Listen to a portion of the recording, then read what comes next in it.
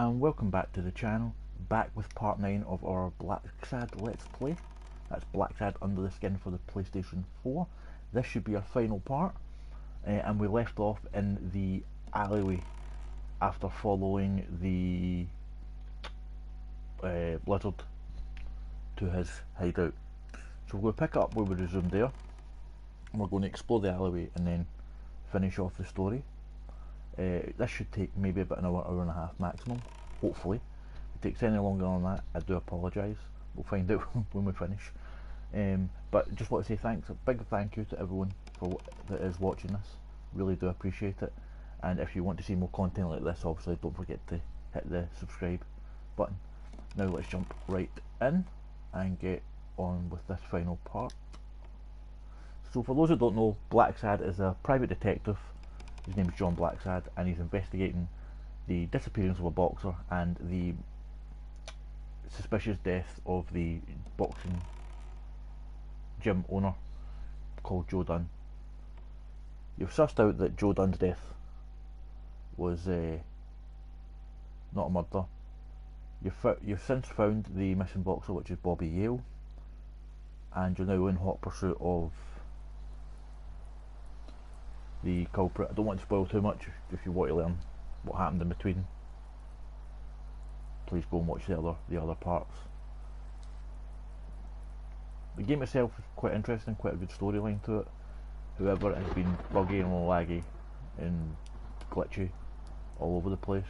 Crashed in numerous parts, lots of crashes. Don't want to talk too much about that. I talked about that a lot in the very first part. But once you get by some of the bugs in that, it is quite an enjoyable game. Just a pity that it's quite a mess at the moment. I'm in the EU and I'm currently on part 1.0, patch 1.04. So if you're only up to 1.04 or before, I would highly recommend waiting before you sit down to play this until the next patch is out. So hopefully that will fix a lot of these things.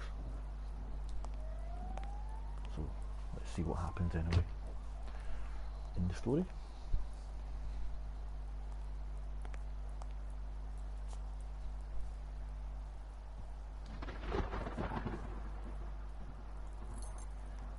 Again, I won't talk too much through it because I'd like to hear all the storyline and all the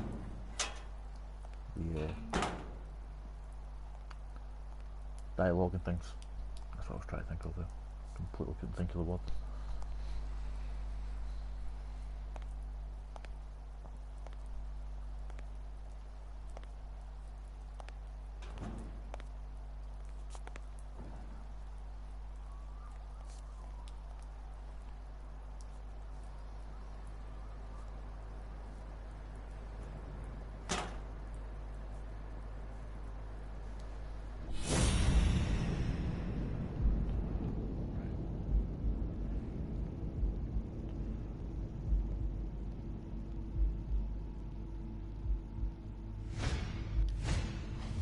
He went in without it. I wonder what's in it.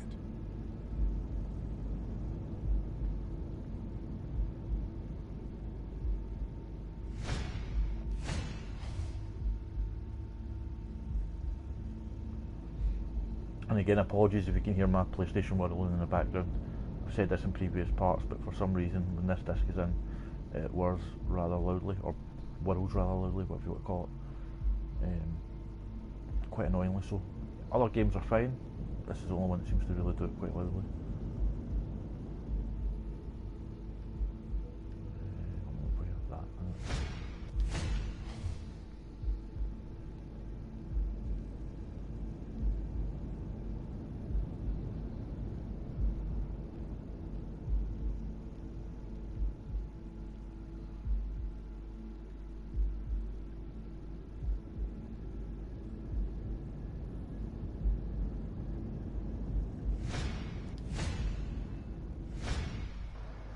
We'll be just fine, don't worry. Gil, stand guard right here. If the cat shows up, you know what to do. I'll be back in an hour.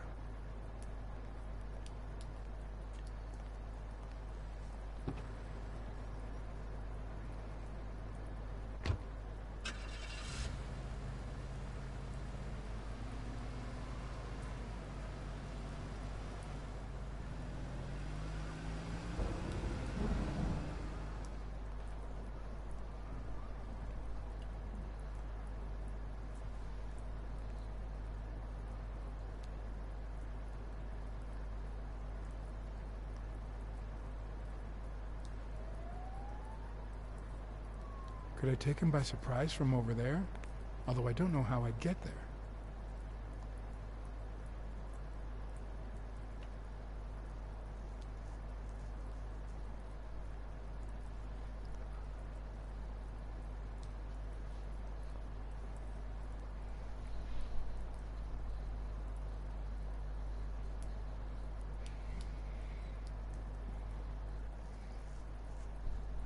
Right, so in my own save, I didn't actually explore this alley.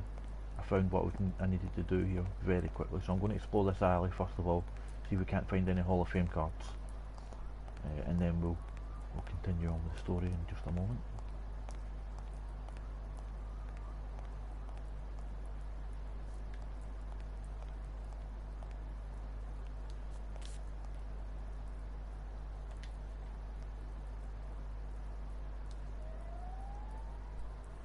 Also, if anyone found book 3 of 3 for Avenaries' boxer poems, feel free to let me know in the comments, because I still haven't found it and it's doing my head in.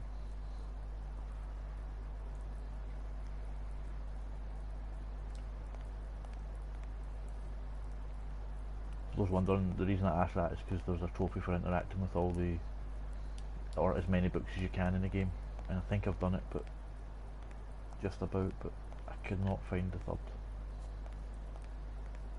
Avenaries book. Only reason I know there's 3 is because it sort of tells you 1 or 2, 2 or 2 when you pick them up, or volume 1 or 2 and volume 2, sorry, volume 1 of 3 and volume 2 of 3, I'll get it right yet.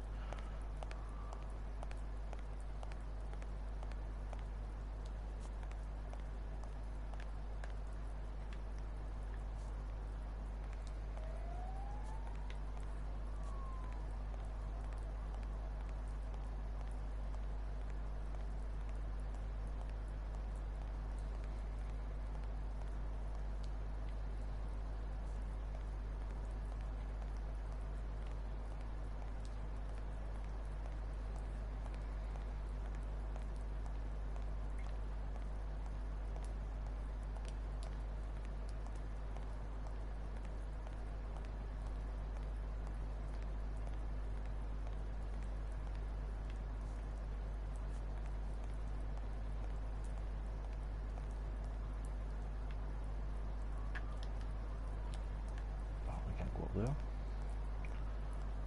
was one of the things I was wondering.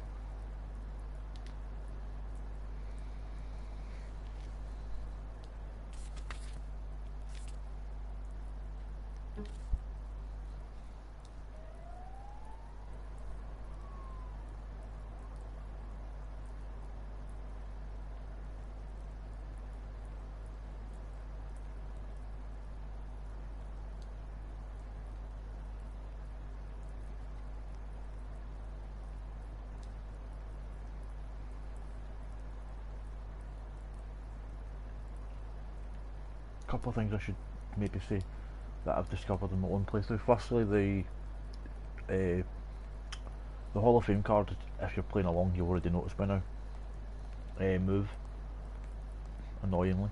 They're not in the same place all the time. Secondly, the Hall of Fame cards carry over to your next playthrough, so if you somehow manage to complete the game past all the bugs and the glitches, all the Hall of Fame cards you've picked up will be available when you start your second playthrough. Also, the progress bit, I'm just going to pause it to show you, the progress bit here, when you go into that, it shows you like a comic book. That's your chapter select. You can actually click on the pages to go back to various parts of the game if you miss things, which will help get some of the trophies if, like me, you're trying to get as many of them as you can. Although I'm starting to question whether they're all obtainable at the moment or not, as the game is still yet to be platinumed. When you want to be silent, Like anybody. noise can be your best ally. According to the trophies, it's 0.0% as the platinum rate, so it's not looking good. Ironically, the two trophies that seem to be causing people problems are the books, like finding all the books there at 0%, and so is the complete the Hall of Fame cards. So nobody's somehow completed the book outright as of recording, although I am quite close on both this playthrough and on my own playthrough. I did not mean to do that.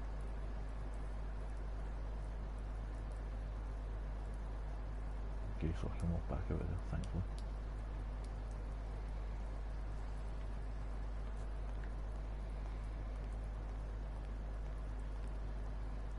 Smells like liberty and oil spills.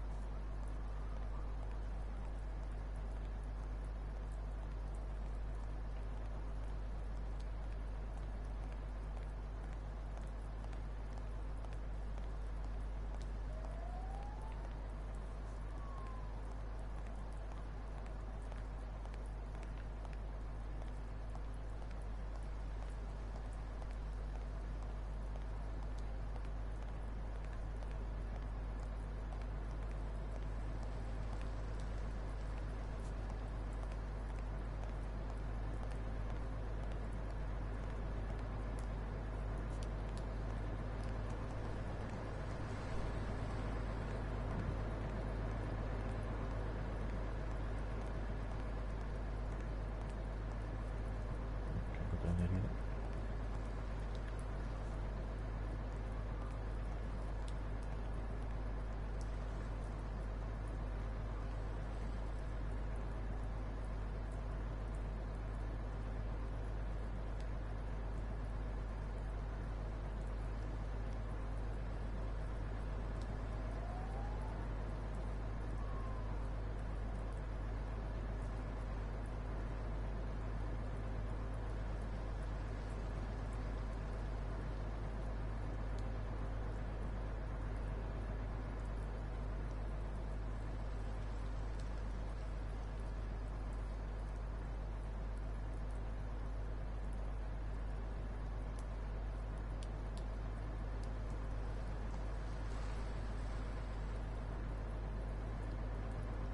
I couldn't imagine if put any down here, but you never know. You can't see anything there.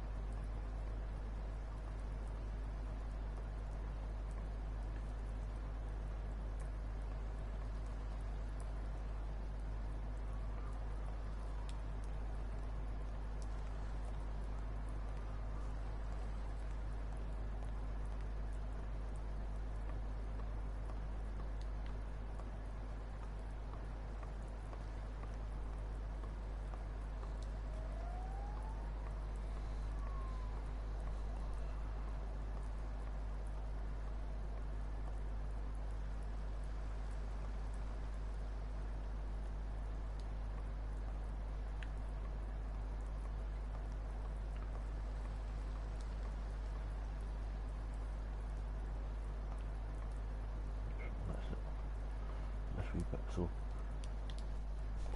let's go and do what we need to do.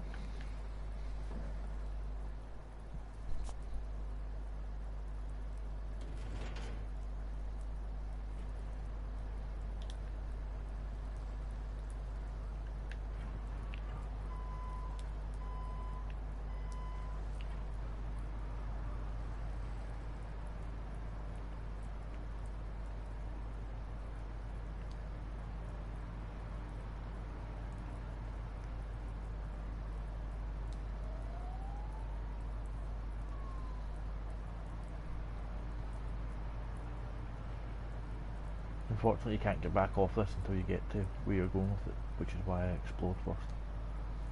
I didn't realise that when I first played and couldn't get back off this.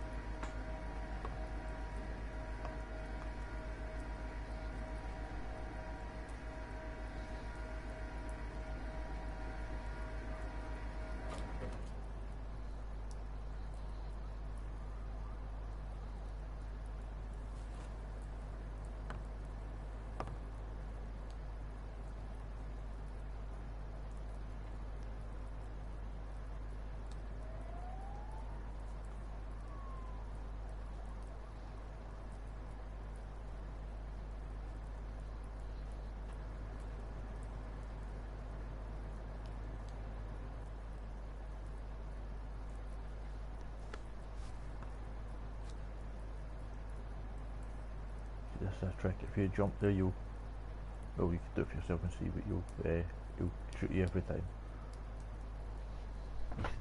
That's my experience. What you want to do is come back and come up here. I don't know if you noticed the ladder from the cutscene earlier. And you look up.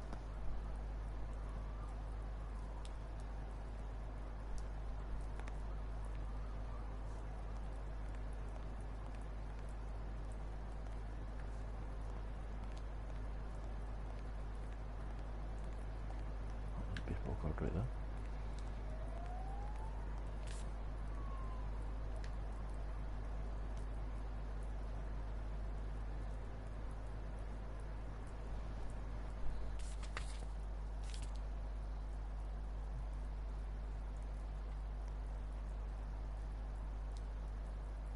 Seven cards from completing the hockey page.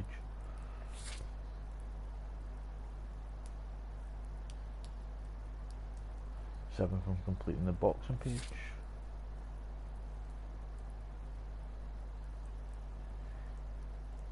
Ten from completing the baseball page.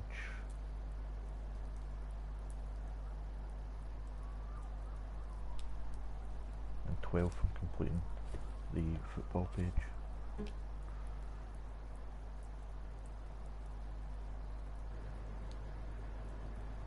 So 36 cards in total needed, if my math is correct.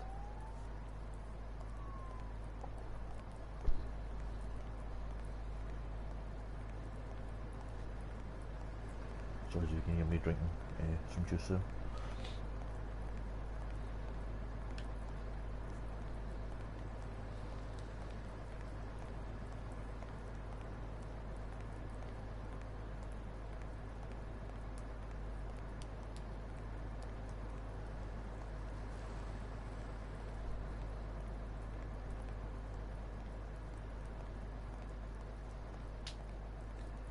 Again, just make sure you explore up here, because I went straight to the first thing I saw, and it's the shield, and that stops you from being able to do anything else just yet, because it just jumps straight to the next scene when you look at that. So just make sure you check to get any baseball cards up here first.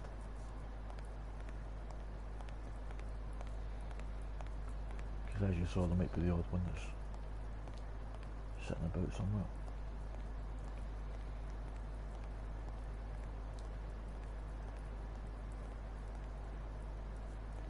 You can, oh you can't. But you can walk behind gas tank, because I didn't look at that last time. I did mess up a guy's face with an extinguisher once, but this kind is too heavy for my current needs. As you'll see, this is the first thing I picked up in my own playthrough.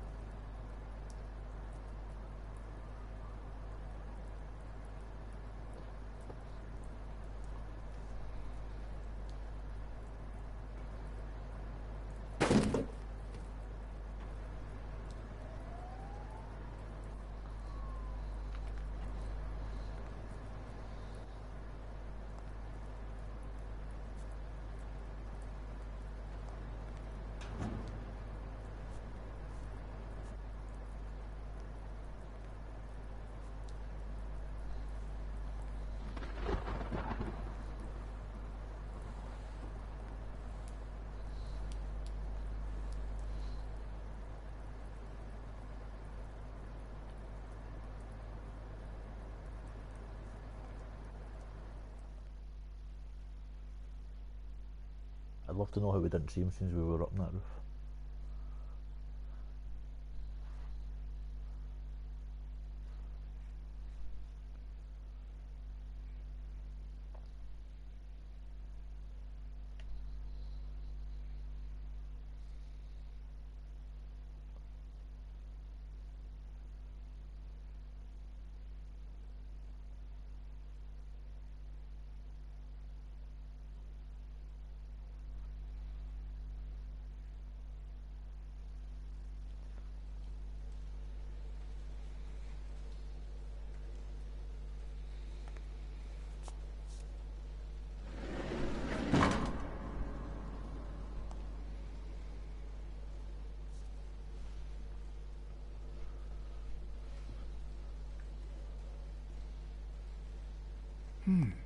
What does this place have to hide?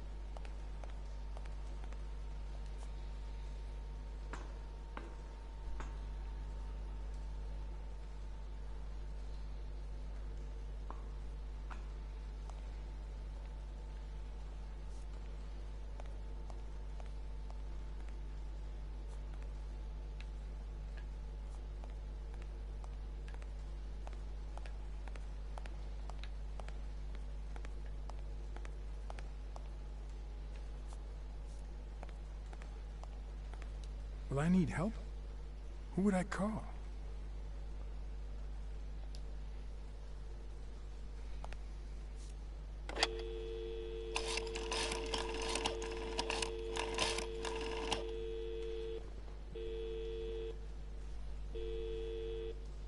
Wiggly here. You're what's Pier 36, the 6th sea-facing warehouse coming in from Montgomery. John? Is that you? Meet me in an hour. What's going on? Bring your camera. I just gave you the scoop of your life.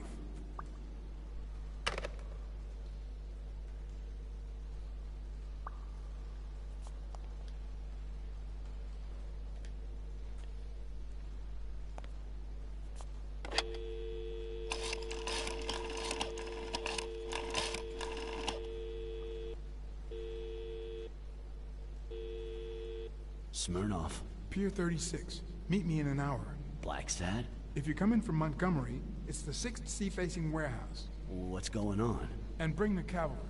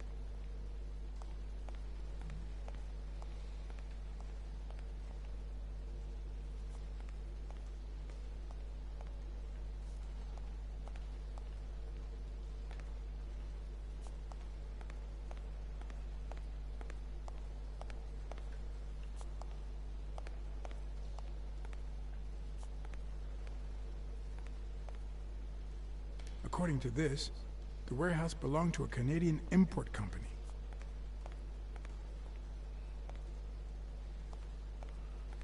Can I go behind there?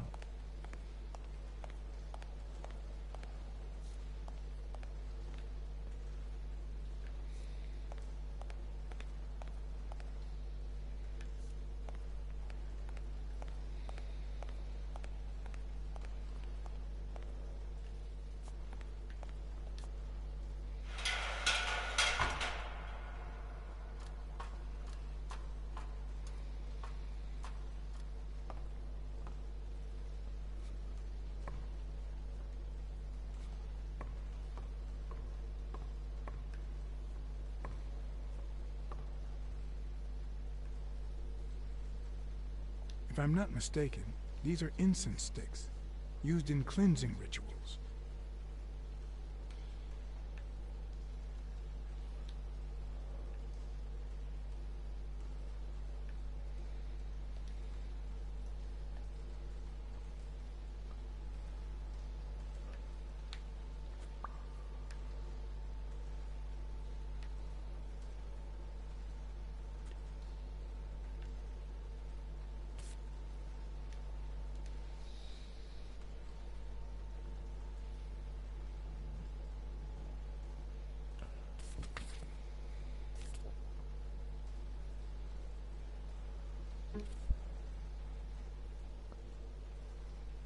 That's another card.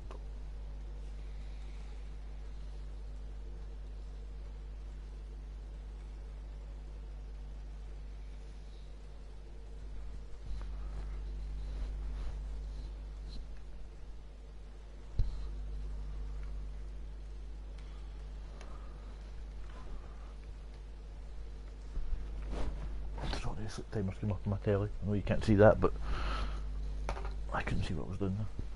So if you have me moving about, that's why. It could be an Ojibwa totem pole, in which case, the top animal would be a crane.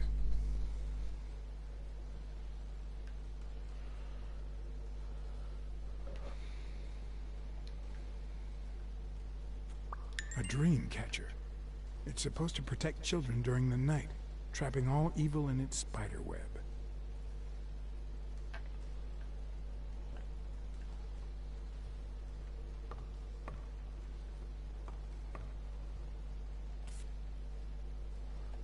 Another one.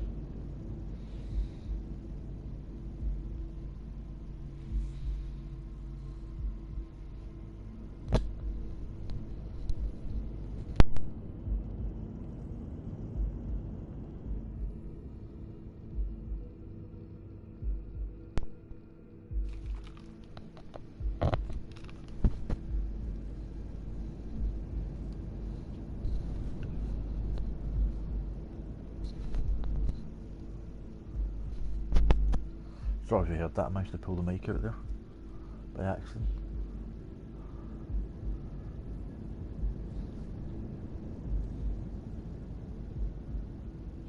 Let's see, hopefully doing that.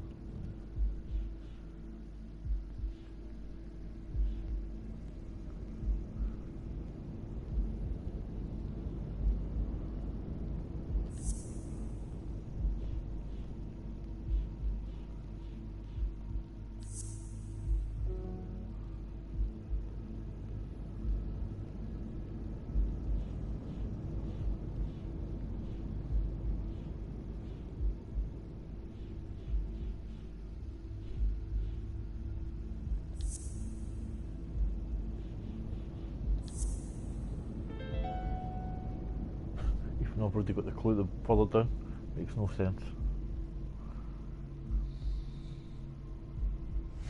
Mitchell, who fought with Dunn during the war, tried to pass as Yale's doctor.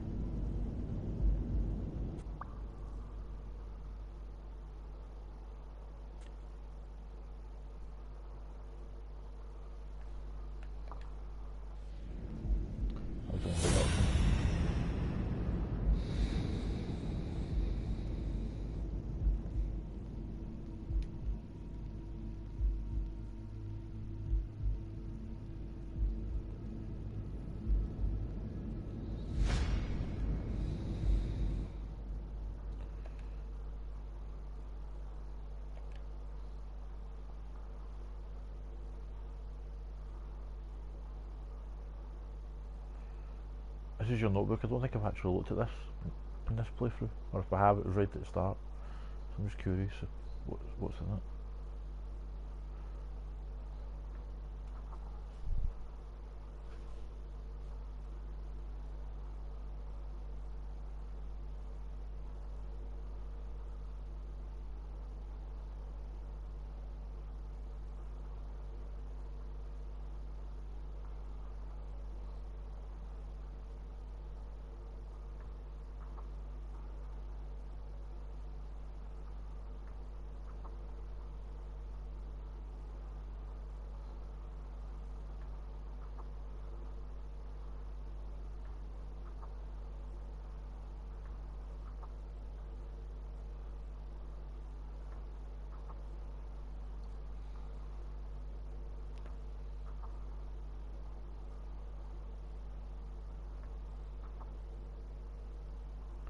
I'm just quickly skimming through these. You can always pause if you want to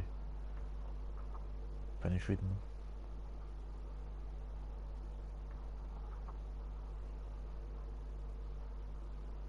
Also, it'll help bring you up to date with what's happened so far if you're a new viewer only watching this last part.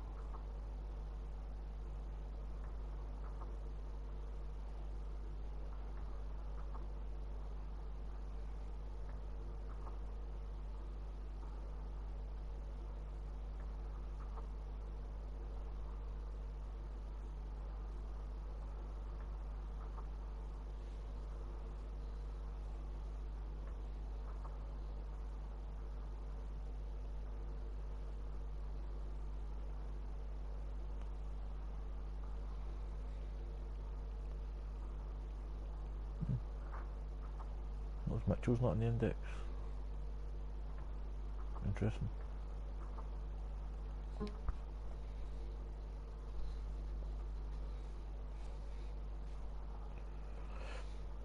I just looked at it because I'm thinking that might be one of the books you need to interact with. I'm not 100% sure. It does say as many books as possible, so it could be one of them.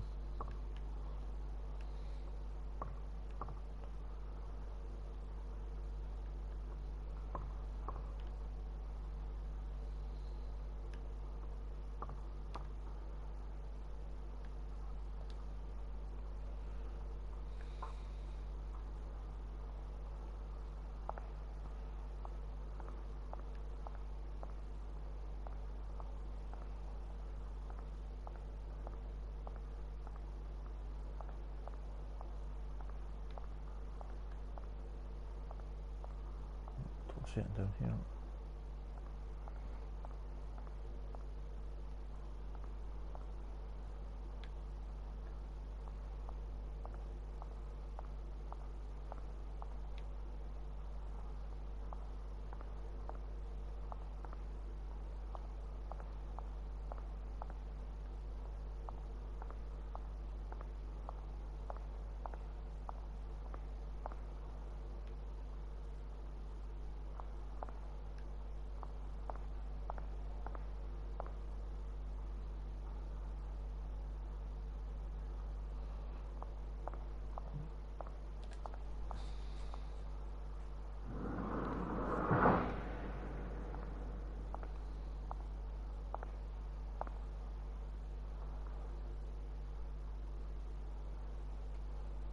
Don't you even think of screaming. I might not even talk.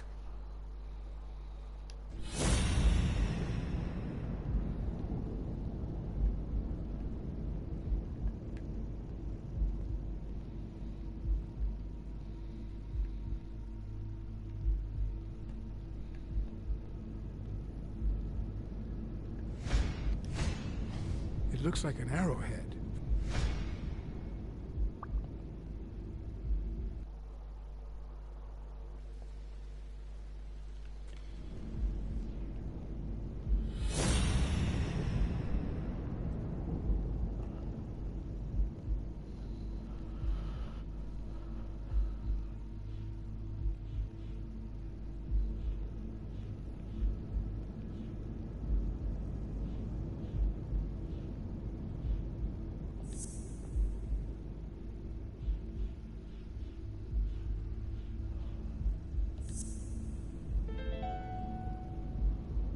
Everything seems to prove that Gil is a Native American, and I'm almost sure that the woman in the picture is his mother.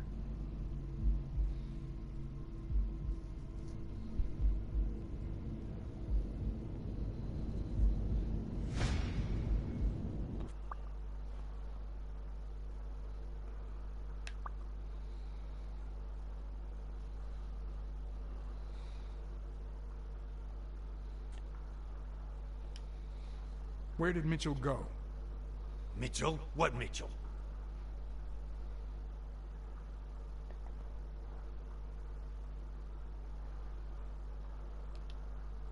You know who'll always believe in you? Your mother. My mother never lost her faith in me. And I gave her plenty of reasons when I was a kid.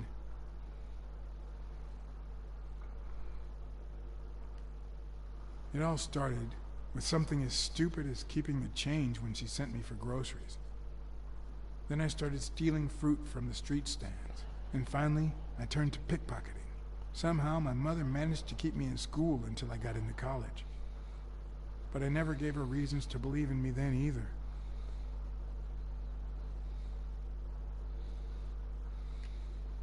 I made new friends.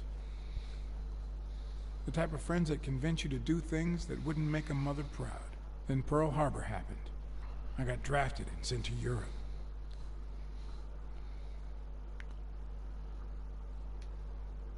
They told me killing was my moral duty, but I discovered it could be addictive. Not all victims were Nazis. But when I got back, I was treated like a pariah, a veteran outcast who never should have come back in the first place. And yet, my mother never ceased to...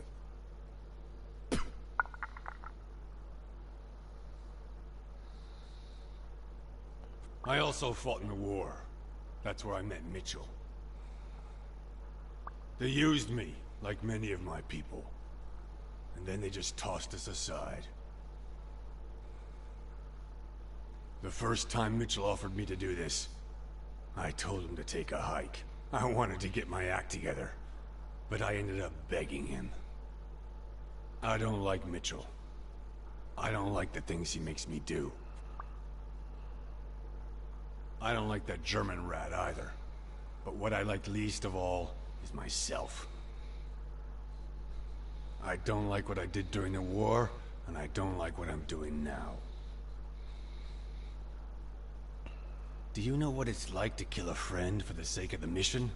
Huh. But my mother, she always thought I'd make amends and start anew.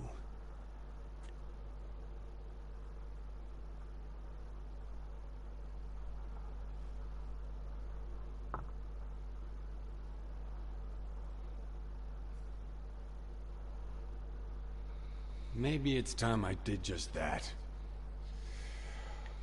It's number 3.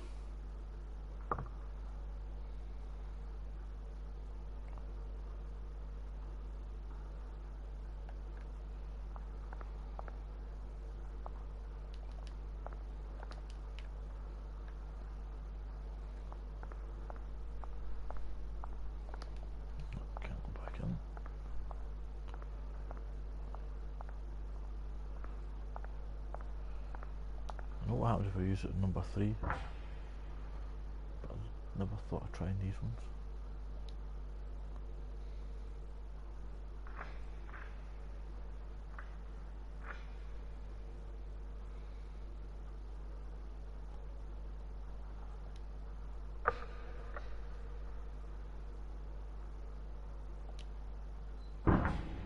Nothing. Okay, fair enough.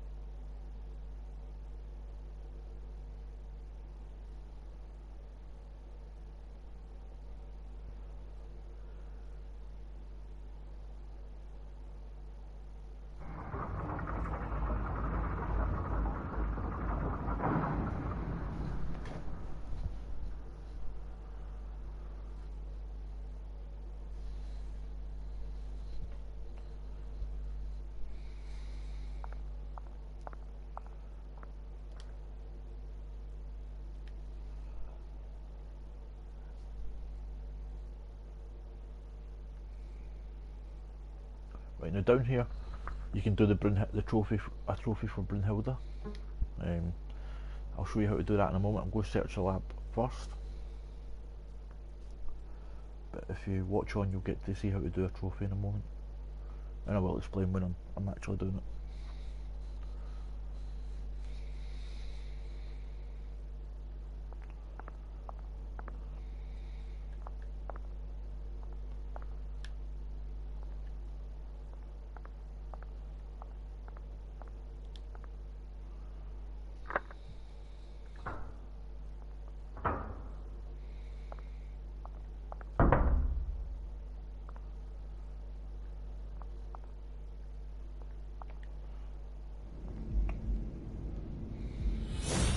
I think like this is one to check to see if I actually had any deductions I could make yet, but I don't.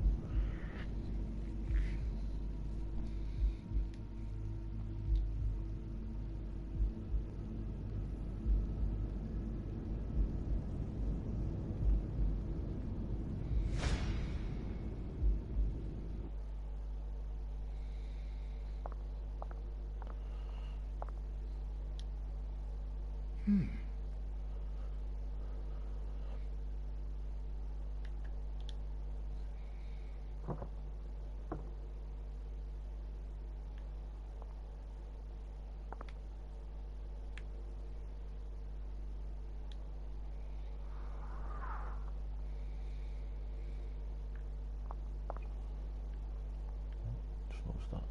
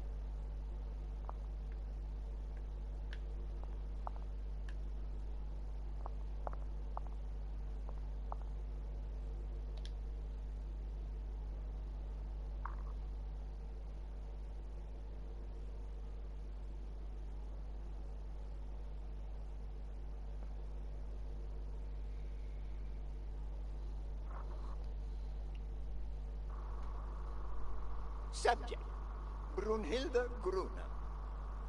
Treatment, day 1514. The patient's ability to speak continues to diminish. Now she can only pronounce the occasional word in German. It's as if she had gone back in time, not only due to her declining cognitive function, but because she appears to have forgotten everything she learned since her arrival in America. Tissue degeneration persists, and yet, perhaps due to drastic reduction of benzylprodine dosage and an increase of anupropion, we have observed a 3% of deceleration of said degeneration. Furthermore, and perhaps this is the best finding so far, the subject exhibits a mild recovery of her speaking function. It's not a lot, and yet we are on the right track. All hope is not lost.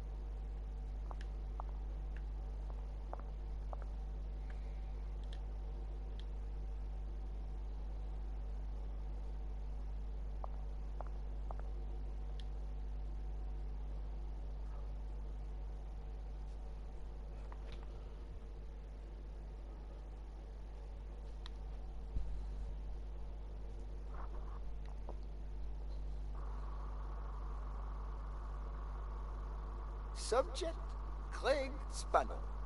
Treatment, day 0. The subject is a veteran baseball player who has lost speed, strength, and agility due to the regular aging process. The patient refers intense pain on the right scapula, most likely caused by an old injury. Unfortunately, due to the injury's nature, surgery is not advised. The goals of our medical approach are twofold: to relieve pain caused by the prior injury so that the subject can play without symptoms, and to help the patient regain the physical condition lost in the aging process, thus allowing him to perform at elite levels. To that effect, he will receive daily administration of strong opioids along with treatment. Day 128. Treatment so far has been a success on all fronts. The patient no longer feels pain when using his right arm, circumstance that allows him to pitch without fear. Furthermore, the patient's athletic performance is not only up to par with that displayed at the height of his career, but it has even exceeded all expectations, improving the subject's precision and focus. So far, the only side effect seems to be a slight euphoria experienced 3 hours after dosage, which subsides 4 hours later, taking the patient on an emotional roller coaster of sorts with bouts of mild trembling. Treatment. Day 341. The patient's health has visibly deteriorated. Moments of euphoria and boosted physical performance have become increasingly shorter, while the ensuing periods of depression and weakness have become longer, including severe trembling and tachycardia. Although we have met all therapeutic goals, we will proceed to terminate the treatment in order to avoid causing irreparable physical and mental damage to the patient.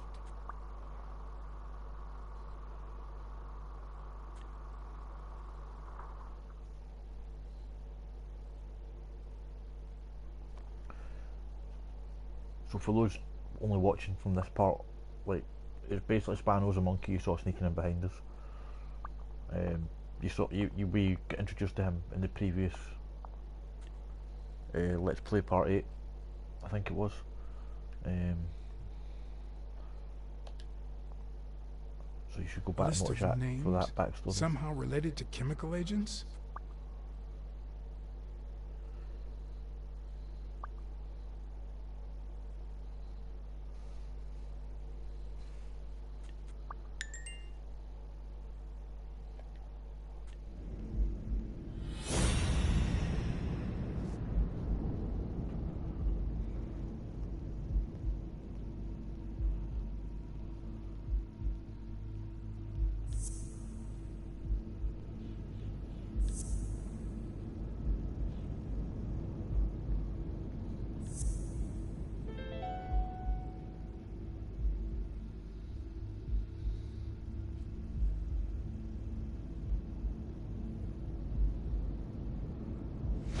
Mitchell is cashing in by selling drugs to enhance athletes' performances.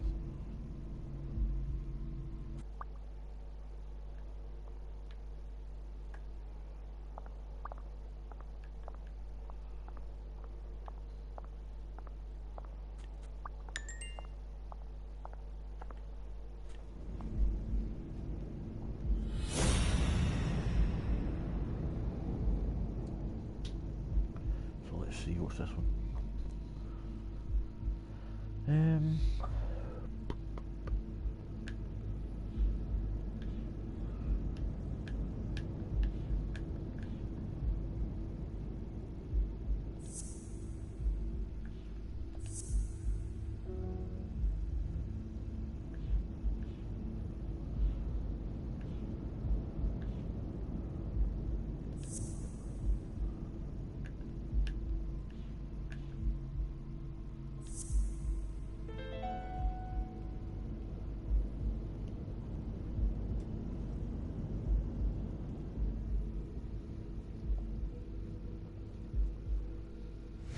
The worst part of Mitchell's scheme isn't that it's illegal or unethical, it's that he didn't even care about compromising the athlete's health.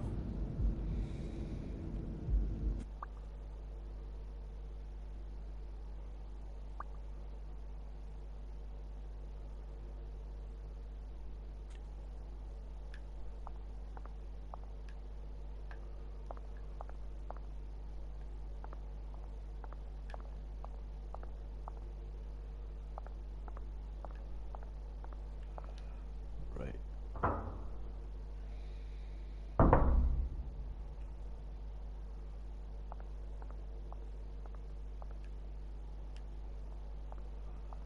So we'll go in here first of all. Now this is where we go get the trophy for talking to Brunhilde. Brunhilde's the little girl that we spoke about in those experiments. The aim here is not to scare her. Go away! Hey, You it's all right. Don't be afraid, little girl.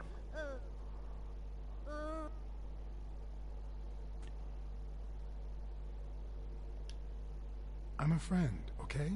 Vita, no hurt.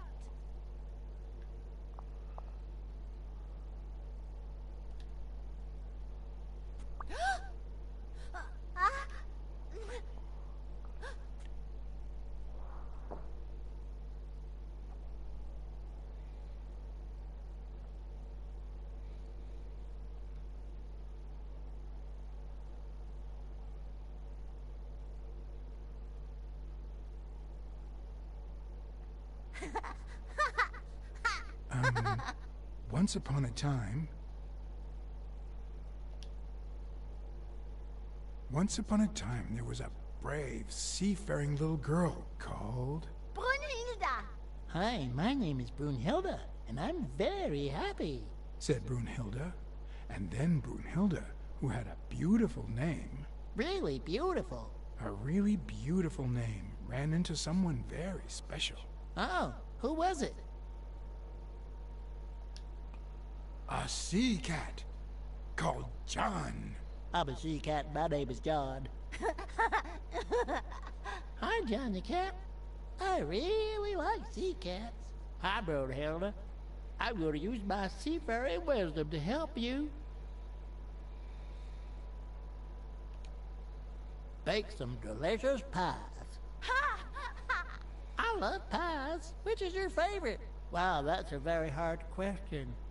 But John the Cat, it's the easiest question in the world. Let me show you how easy it is. My favorite pie is... Apple! Whoa, Brunhilde? That's exactly what I was about to say. Well.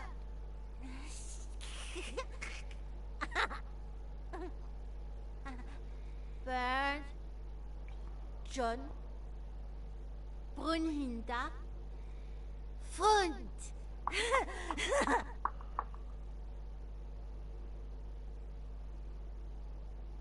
Do play? It's look. Okay. Hi, Bird. Why are you wearing that mask? Weil, gas. Well, maybe we should get out of here. What do you think, Bird? And what about you, Brunhilde? Don't you think that?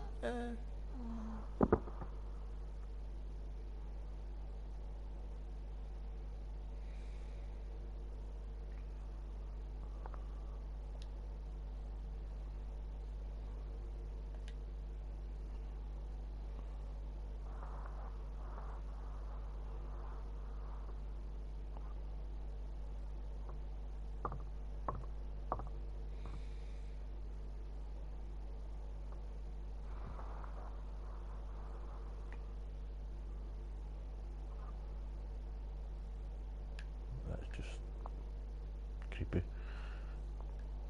I take it she's dead, but I don't know that for sure. But the eyes open would seem to be.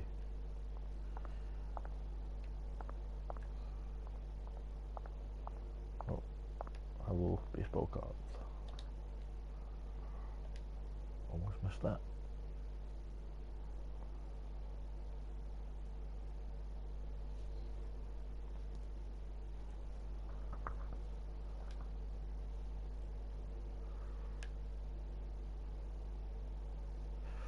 Only 4 away from boxing being complete now.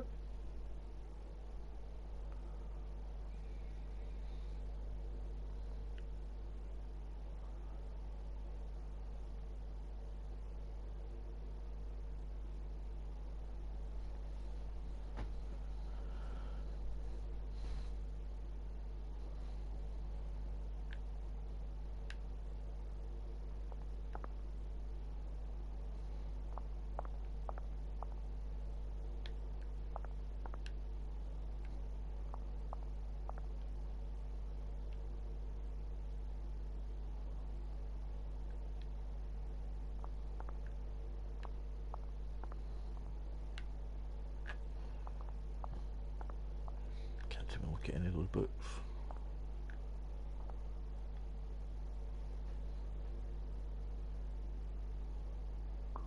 Gil? You know you're not allowed down here. You know you're not allowed. It's... You bastard! I should kill you right here, right now. I don't know. You don't know? How much did Mitchell pay you for your soul? It's not about the money. It's about Brunhilde, my daughter.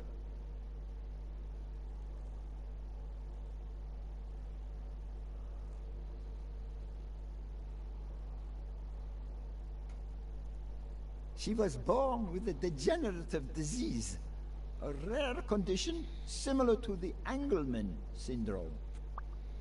There are only 4 known cases like hers, and none of the patients reach the age of 5.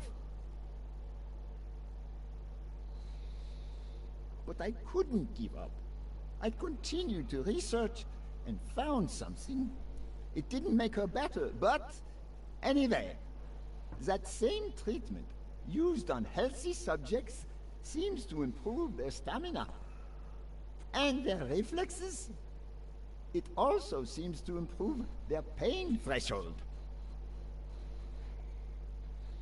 Somehow, the Reich heard about my experiments and tried to recruit me to create super soldiers. Yes, that Reich. We're talking late 30s, Berlin.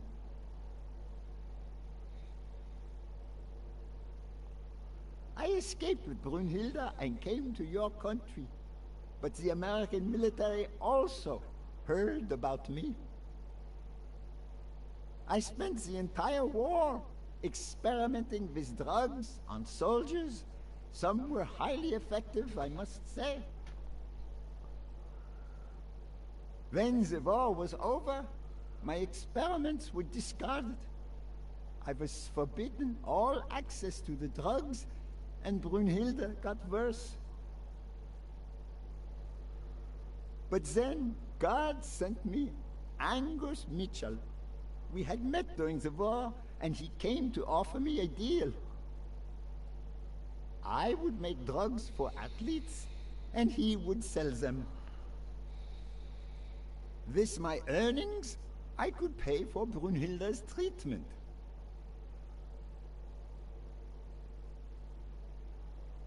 What else do you want me to say?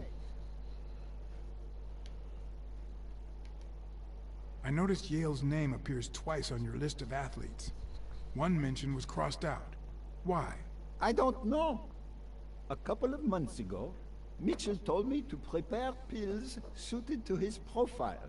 But a week ago, he told me to stop. And then 2 days ago, he asked me to make them again. About those pills.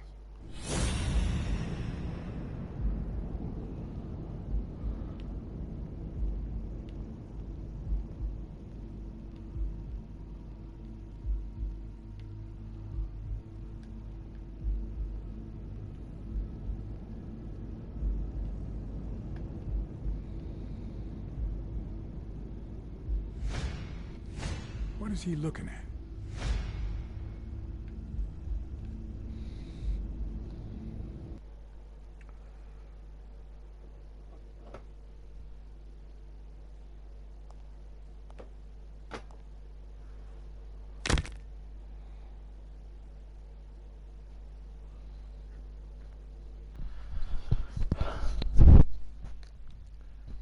Hi there, let's try this again.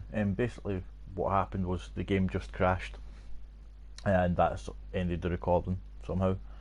So we'll go try and pick it back up from more or less where we were. Well, I say more or less where we were, just to give you a wee bit of a fill-in. I hadn't realised it stopped the recording when I got the game back started.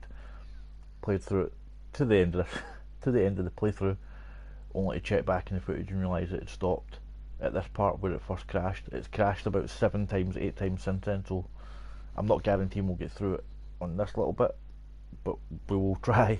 I mean, it's only got maybe about half an hour to go, if you're lucky, at the most, if you're lucky. But it's starting to do my head in. Basically, the last thing you saw was we were questioning the rat. We asked it about Bobby Yale's name being on the list twice. Before he could answer, or after he answered, I forget which, you see somebody sneak up behind you and doink you in the head or clonk you in the head, whatever you want to call it, with something. That person is Mitchell. Okay, so we're just going to start straight from there. This is exactly what happens after you've just been doinked in the head. If this works, I did try this a wee moment ago, the footage I got was unusable because it crashed immediately.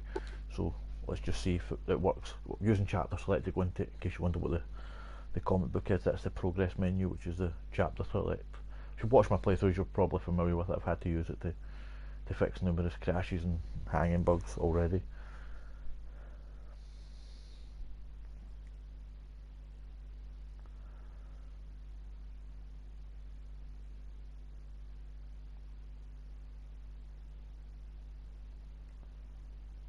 Only thing is here, because I've been through it, I don't know if it'll be able to show you where the baseball cards were because I've got them already. But I will double check in the way past. Well, I say baseball cards, I keep calling them baseball cards, the Hall of Fame cards. Don't dwell on it, Josh. You had to tell him the truth in order to protect Brunhilde. I would have done the same thing. Finish packing up your things and stop torturing yourself, okay? Thanks, Angus. I won't be long. Oh, honey. You like living here? Yeah, me too. But we have to go somewhere else, and it's all that bad cat's fault. Yes, sweetie. We're going to a new home now. A prettier one, and you'll be happier there. Now go with Papa, honey. Give him a kiss. Go on. Give him a kiss. Go on.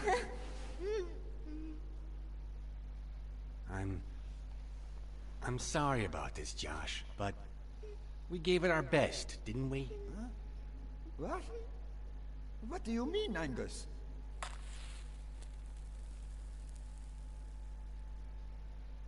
I wish it hadn't come to this. Angus, what's wrong? Goodbye, Josh.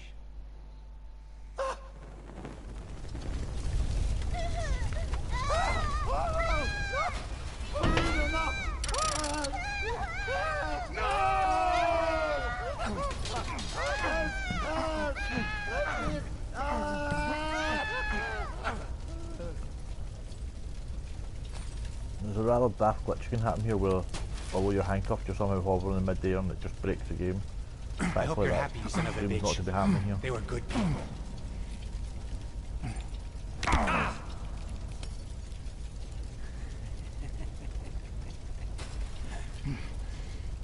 I hope that made you feel better. I like it when you smile.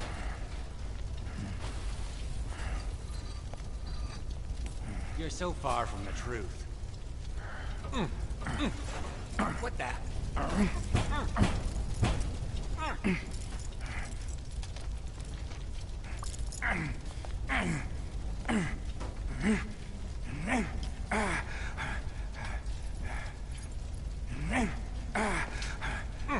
The mask would buy me a bit of extra time.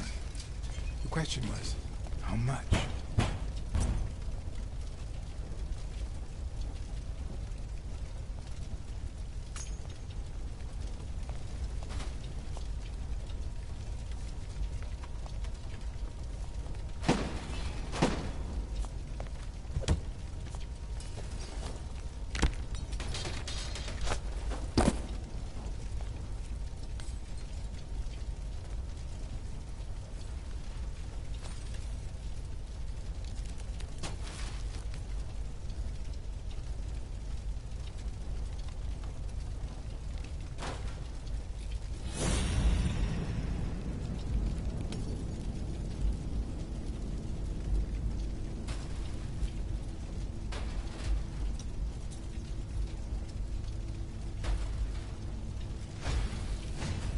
Running out of air.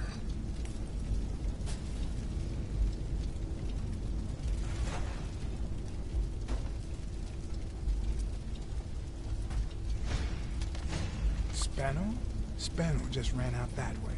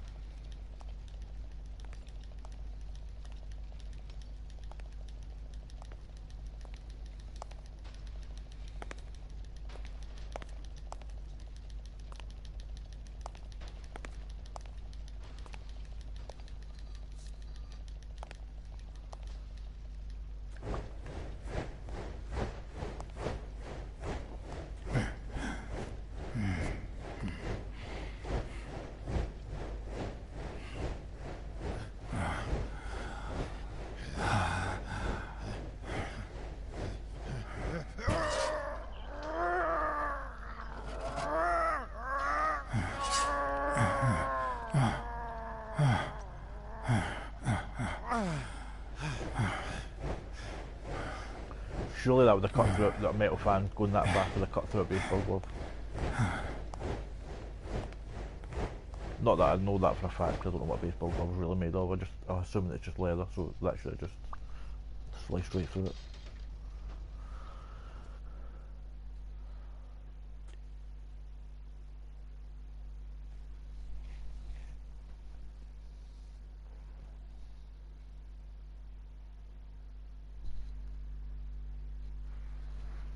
Shit, this is still recording. Don't have to do all this again.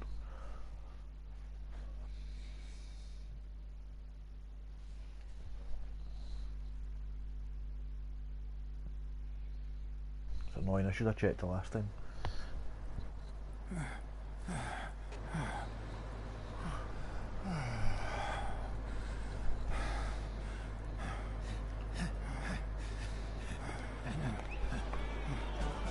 Craig's Shadow is back! Did you miss me? Who wants to see a home run?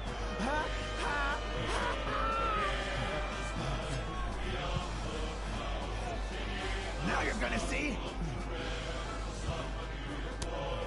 Bring it on!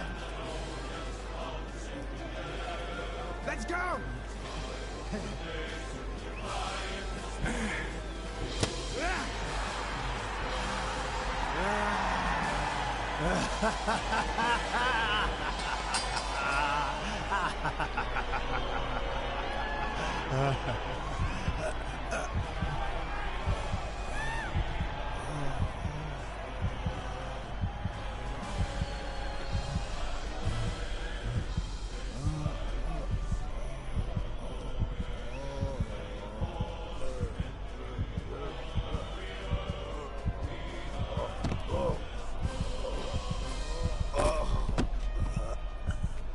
No.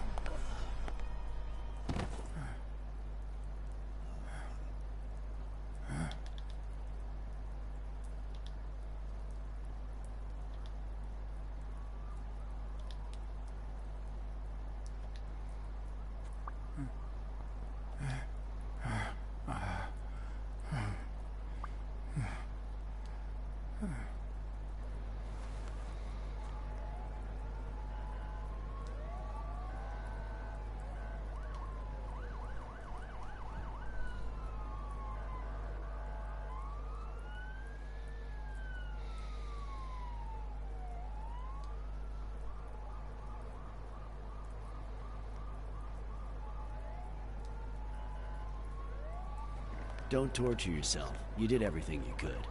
Will he make it? The doctors think so. They found him unconscious by the basement door. What?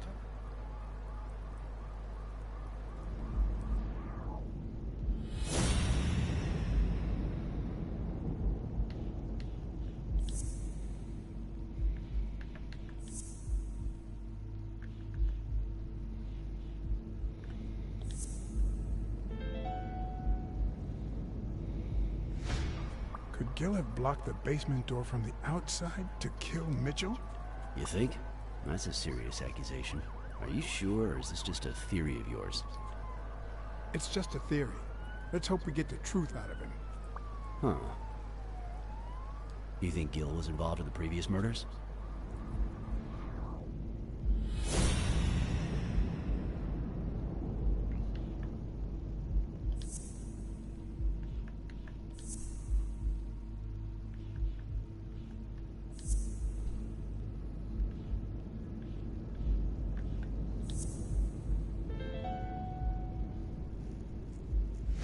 What if it was Gil who killed his partner Randall Lee under Mitchell's orders?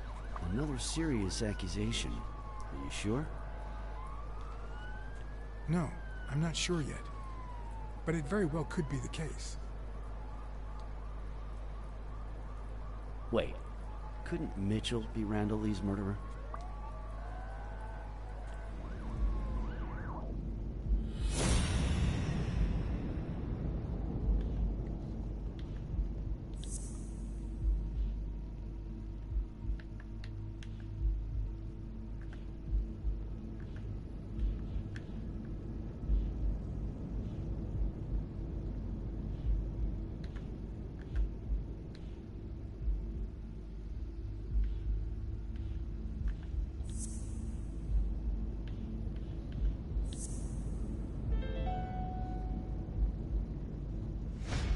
So he misses with 2 shots at point-blank range, and then he hits a guy smack in the forehead from across the street?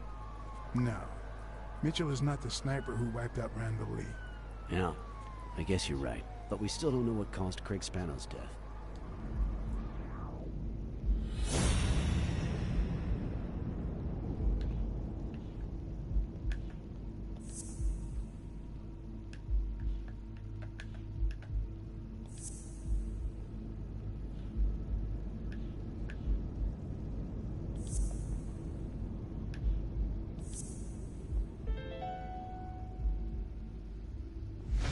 There's no doubt about it.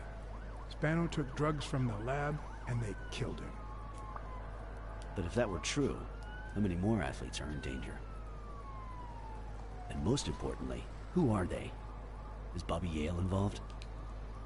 I didn't see them all, but write down these names. Peter Lowe, Xavier Chains, Helen Moore, Bill Goldman, Miles Benton, Alexander Wood, Jacob Ziegler, and yes, Bobby Yale. Thanks. Saving lives for a change, huh? In any case, thanks for the call. I was starting to think you'd never trust the police again. I don't trust the cops. I trust you. Smile, Johnny boy. Thanks for the tip. This is going to win me the Pulitzer. Get that guy out of here.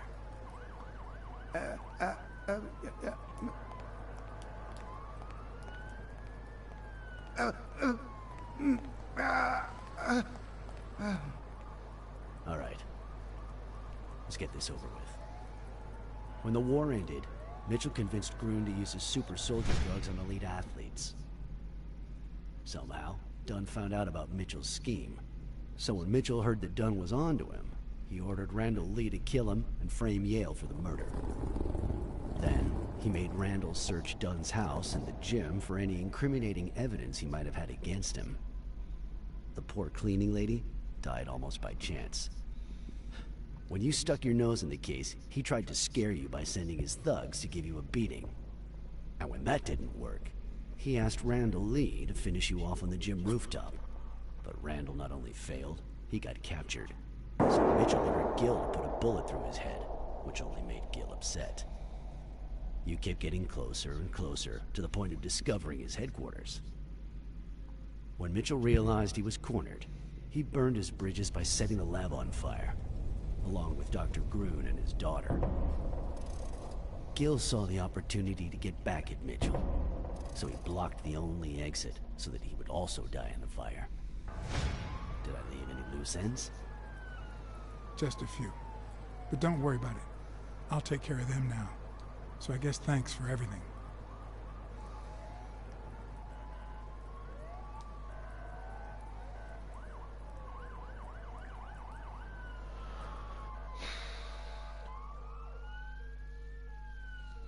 Let's hope we can actually get through this next bit without it crashing this time.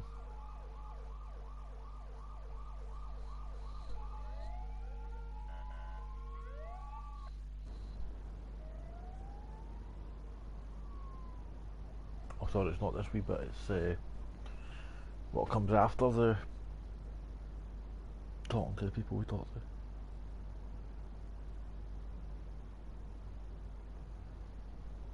In your classic noir films and novels, solving a case never amounts to a happy ending. The detective is always left with a sense of bitterness. A feeling that, before he took the case, the world was a better place. That he was a better person. Come on, now speed it out! Sometimes I just let my character get the best of me. What do you want from me? I told Stone what I knew. That he was going to let Yale win. That if he didn't, O'Leary would destroy Helen Moore's career. And that Moore was doomed either way. Or would be, as soon as America discovered her sweetheart was on drugs. I don't believe you. No way. Who sent you? Today? Nobody. And what if I did believe you? What would that change? If I don't do this for her, how could I ever look her in the eyes? How could we stay together? You think you'll stay together when you lose your title and they accuse her of doping? At least I know I tried.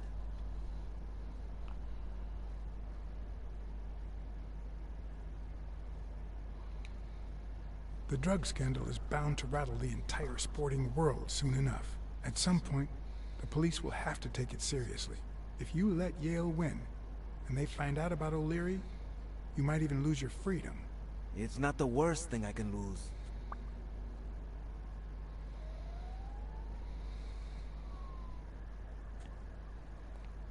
Suit yourself. But trust me, your manager is a murderer. Get as far away from him as possible. Hey, Blacksad! I'll think about it.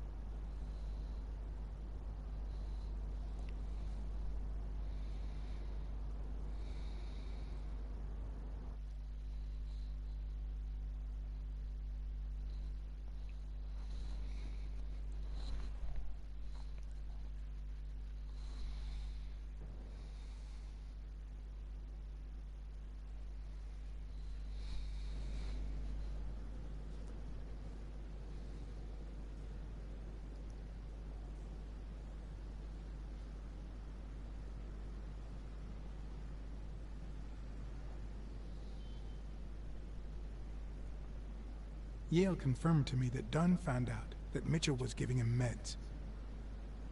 That was the reason they argued the evening of his death.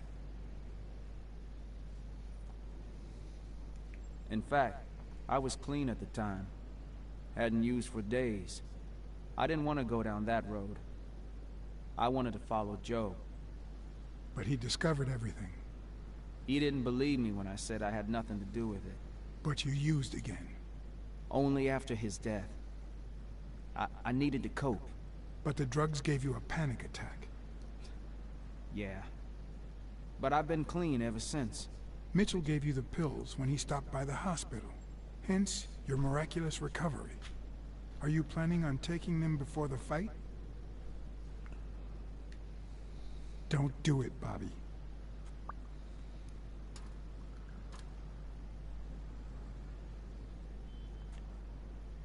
Someone has to save the gym. I owe it to Joe. And Sonia. And my Aunt Mary. Your father would never have done this. What? I told Yale everything I knew about his father's death. I couldn't say how he took it. Just like I can't tie it to the mysterious drowning of Desmond O'Leary, who appeared dead in the Hudson River next to Pier 27 several weeks later.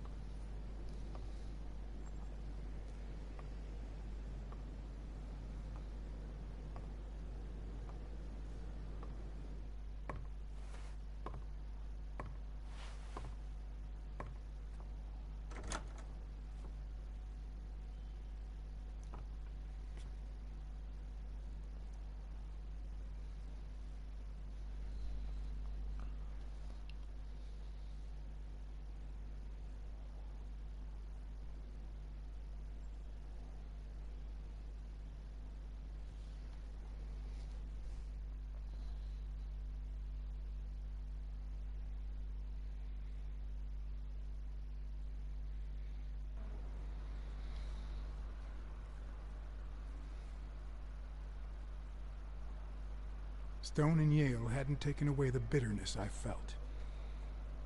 I needed a friend. In appreciation for the tip I'd given him, he insisted on buying me a milkshake that he drank. After the perfect storm of corruption and murder, only friendship could reconcile me with the world. Only that could make me believe in mankind again. Only that cleanse my soul. Only that. And money.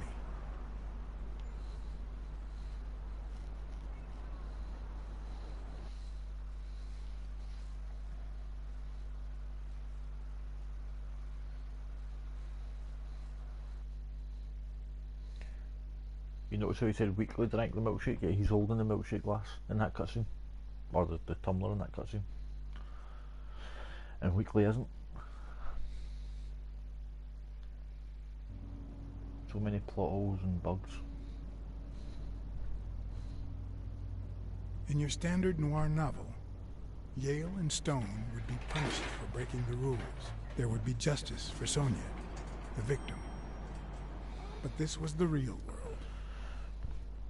As the detective who had cracked the case, I just had to get my paycheck and be on my way. Nice to meet you, Mr. Blacksad. Mr. Thorpe is on his way. Care to take a seat while you wait?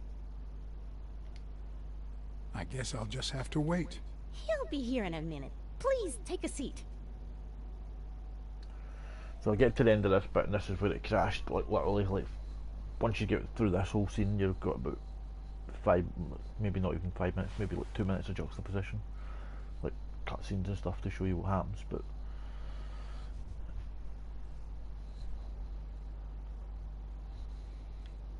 you'll see that for yourself if it gets by it and doesn't hang this time. The last time I climbed a skyscraper, I had very different intentions. I wasn't there to claim my reward. I was there to punish someone.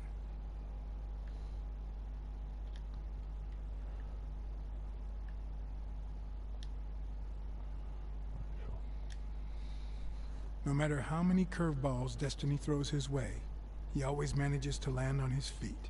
When he was a rising sports talent, the war put an end to his career, so he became a war hero.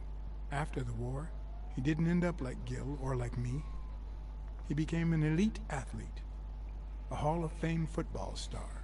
When an accident left him in a wheelchair, he went on to succeed in advertising.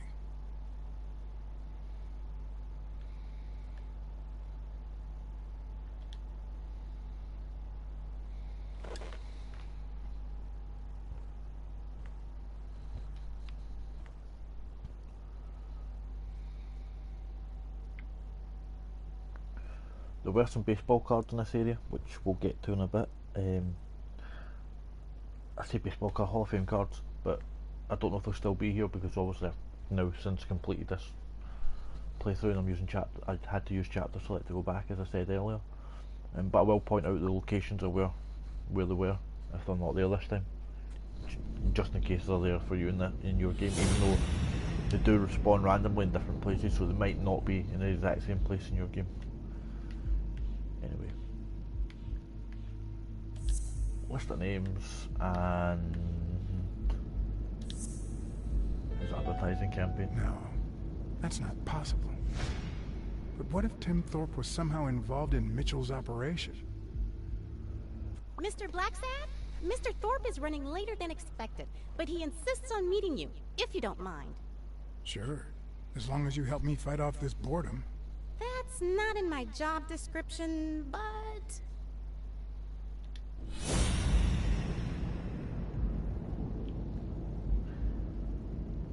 And look at your eyes out the gutter. If I had her markings on my skin, I know what you're thinking. You zoom in on. Would my name be not different? what you zoom in on.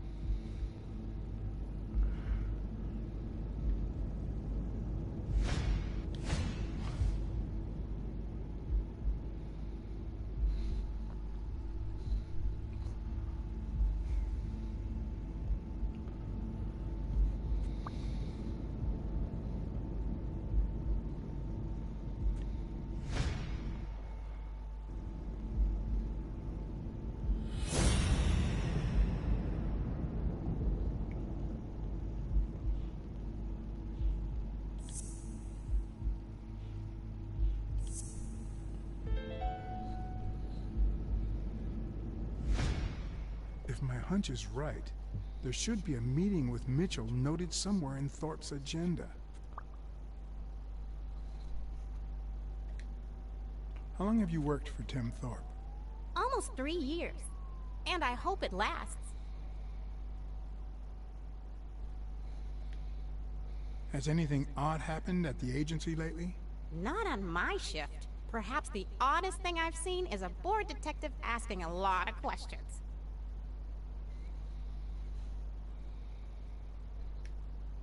Well, you see, I've got a problem.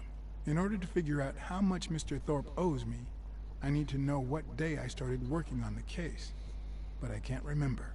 You wouldn't have that written down, would you? It sure wasn't on my shift. I'd remember. Let me see.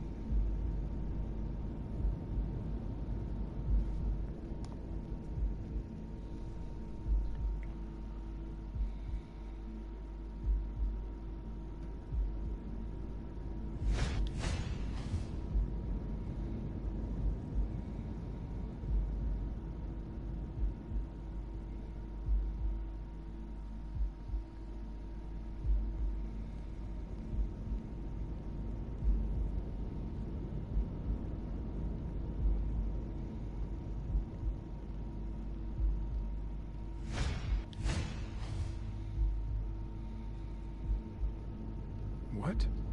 Dunn was here 2 days before he died? Why didn't Thorpe ever mention that?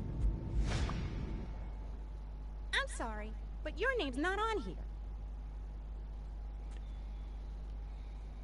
Wait, I just remembered something. The day I came, Joe Dunn had just walked out the door. Well, no.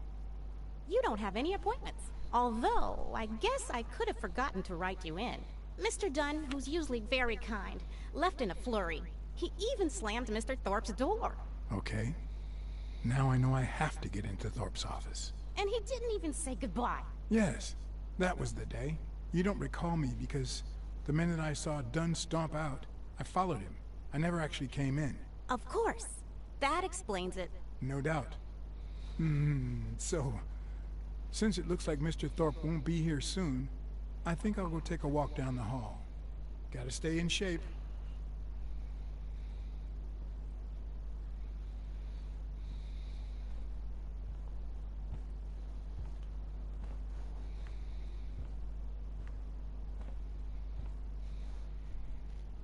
Come on, Thorpe. Tell me there's a back door to your office.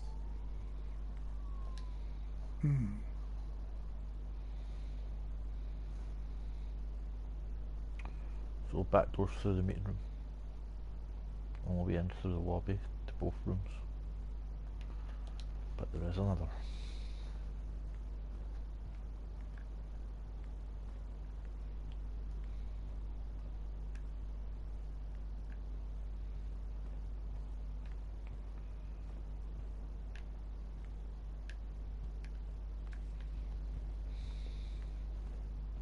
Should I play the Smirnoff trump card again?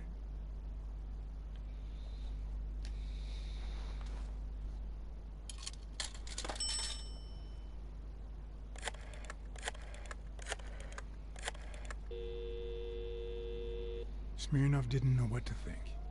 He asked me to watch out and call him as soon as I had more information. He also told me that Gil had finally talked. He denied having blocked the basement door and said the truck door opened, but he got knocked on the head as soon as he tried to get out. He then woke up when the police found him beside the basement door. Obviously, the same person who had jammed the door had carried him there.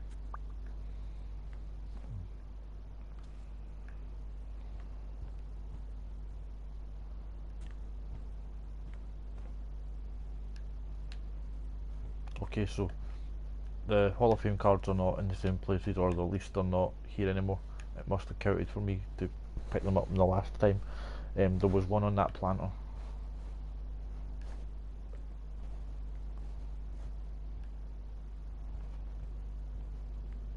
There was another one on this desk next to the envelope, which we'll see in a sec. So, you had something to do with that chest expander after all.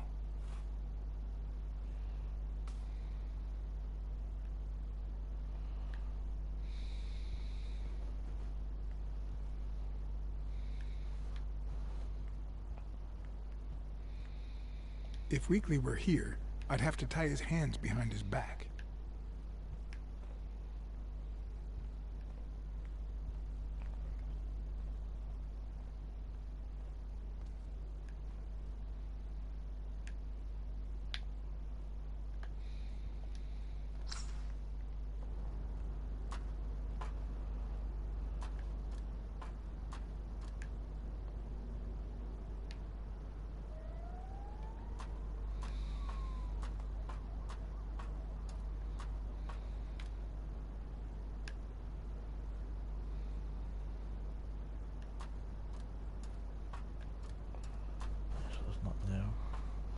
Cats aren't afraid of heights. That's why I've never felt vertigo.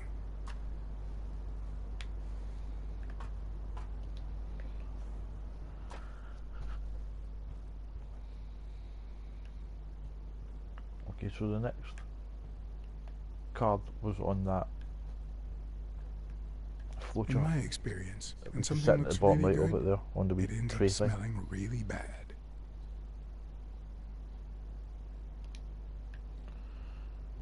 And straight away after that, there was one sitting in the middle of this table, sort of on that silver tray, which you have to sort of jiggle about here and hold down fully to be able to click on.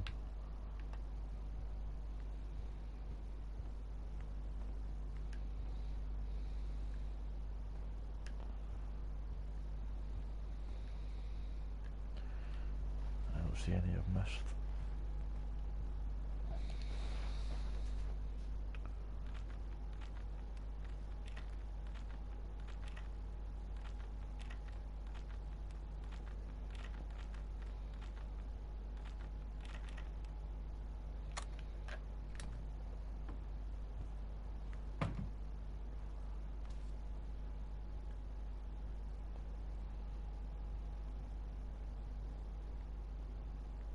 Right, something there. I thought I saw that in the cutscene last time.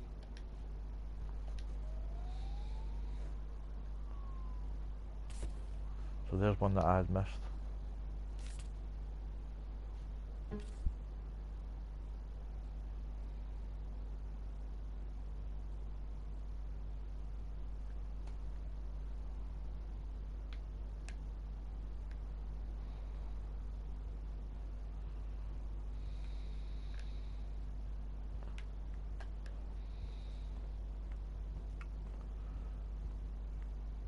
Now the next baseball card, you have to look in the drawer, but when you look in the drawer, I'll show you. If you look up like that, you can see it was sitting under the ashtray, but again, I've got that one already. Oh, crap.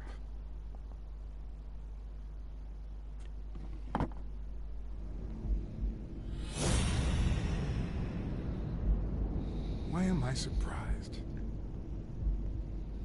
In every investigation, there comes a point where every single lead seems to go down the drain. And you have to retrace your steps to get back on the right track.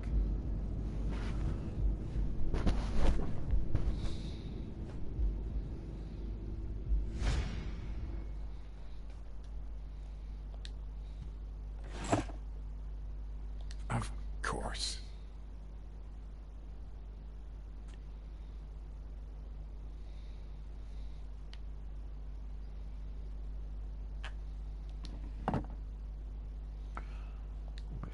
I better not use it. It might be connected to the switchboard at the front desk. It's a bit strange to see no office chair behind a desk, until you remember the desk's owner is in a wheelchair.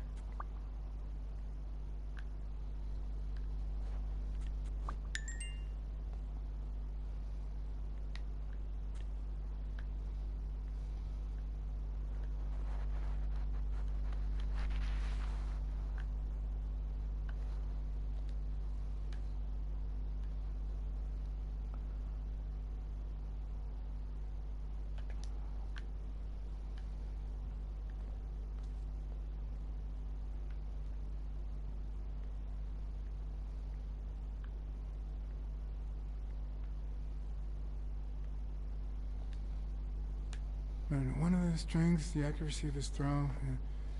I earned the nickname Iron Arm. I used to throw the ball in 50 and yeah, went wherever it wanted. And my coach, the great Joffrey Sachs, and so I worked hard. Did Pearl Harbor. I enlisted immediately. After losing a partner in combat, a serious injury, I asked to be relocated. I became a sniper. I know I shouldn't say this, but I was one of the best in the army, and it was all thanks to my accuracy. No, it was all thanks to Jeffrey Sachs. I wonder how many Americans that man saved with my arm. After these words, Tim Thorpe is moved almost to tears and asks me to take a break. It's shocking to see how an athlete and soldier, a man whose aim and skill won him a Medal of Honor and the nickname Surgeon among his brothers in arms. That can't be. I mean, it could be a coincidence, but no.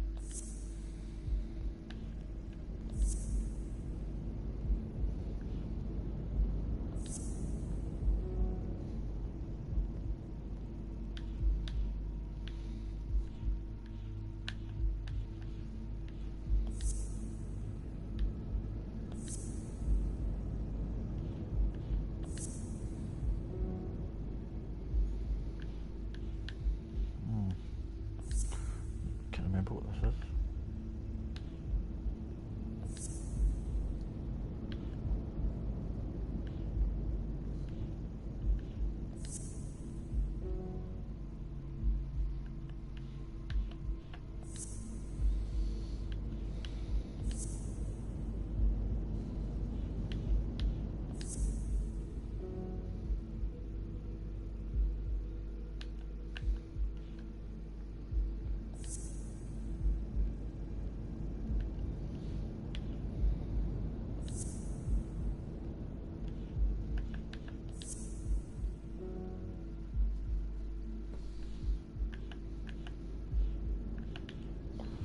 With this.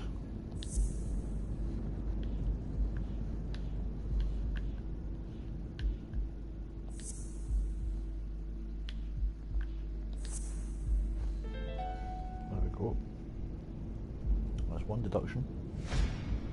Wait, what if Groon's drugs helped Thorpe walk?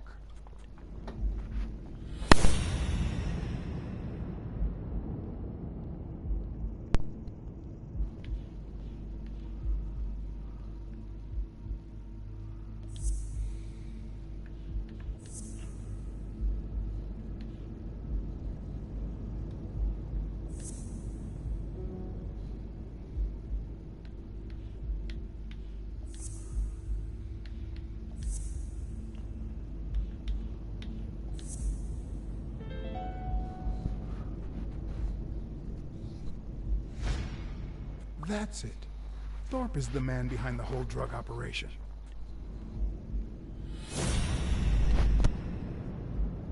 Sorry, just checking the mic there because I accidentally pulled it out.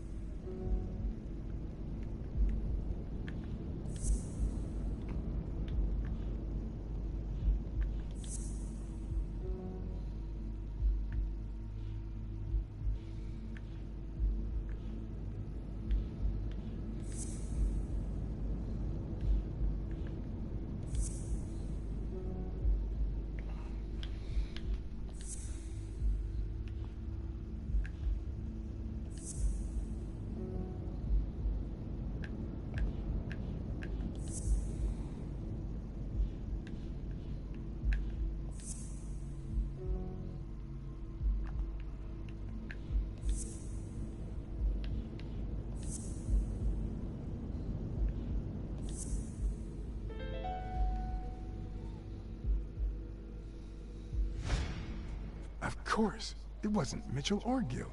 It was Thorpe who shot Randall at the hospital. Everything adds up now. And yet I can already hear Smirnoff telling me I have no conclusive evidence. What if I set a trap for Thorpe? But how?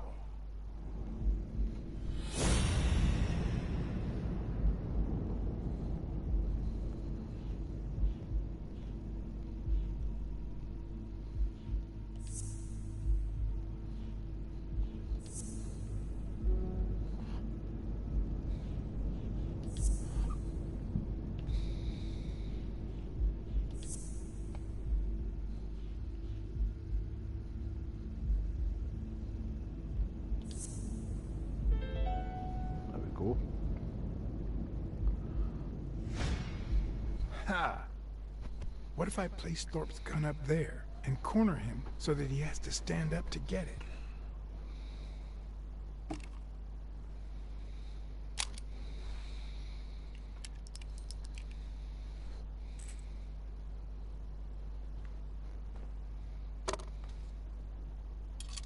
The show was about to begin. All I needed was an audience and some patience.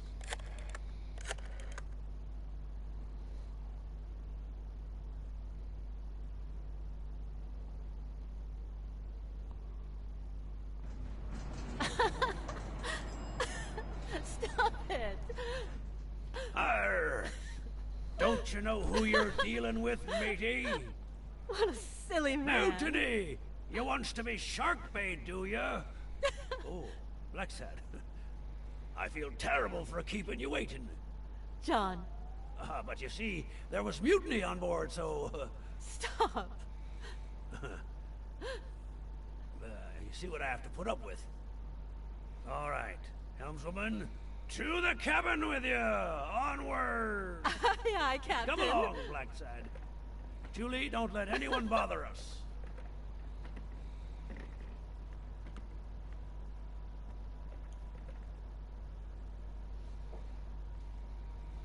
Honey, will you wait in the boardroom for me, please? But...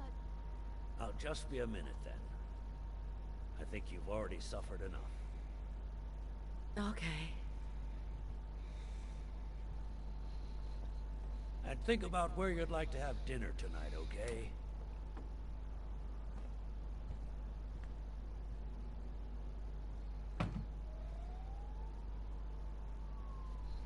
You see, I'm not gonna pay you for solving the case. Fair enough. The truth is, I didn't solve it. No, it's not that. You'll get every penny we agreed on, and more. But not because you solved the case, but for her. 2 days ago, she wanted to end it all. Drop out of college, sell the gym. Too many wounds to heal.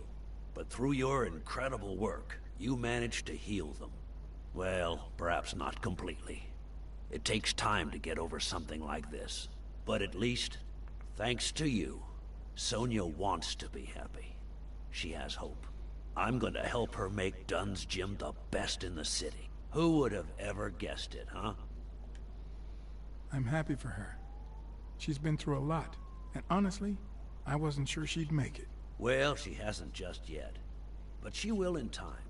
Anyway, back to the case. All those people you confronted. Gil, the German doctor, even Mitchell. Huh. I would have never suspected him. Did they say anything? Why did they do it? Did they mention any accomplices? They did mention a certain surgeon. Surgeon? You have any idea who that could be? Our journalist told me. Ring a bell?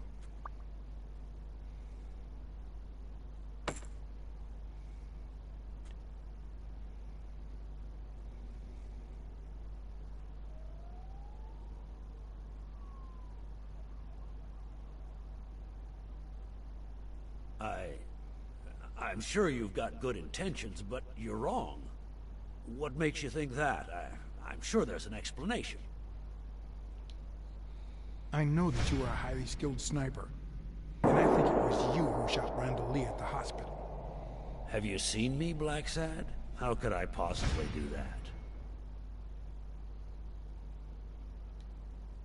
I know you ordered Randall Lee to kill Joe Dunn, and you tried to frame Bobby Yale, who had recently given up your medical services. Joe was my friend, don't you get it? I hired you to solve this damn case. You think that's what a murderer would do?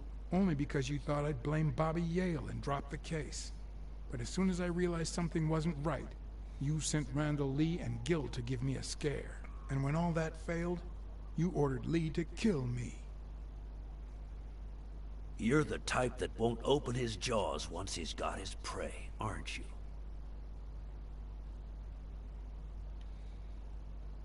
I think I've made that clear enough by now.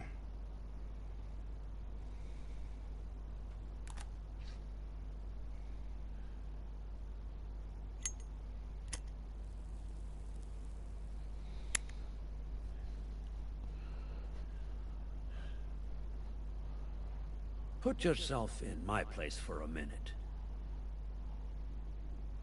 You're a promising football player who just got back from the war, but you're still a nobody.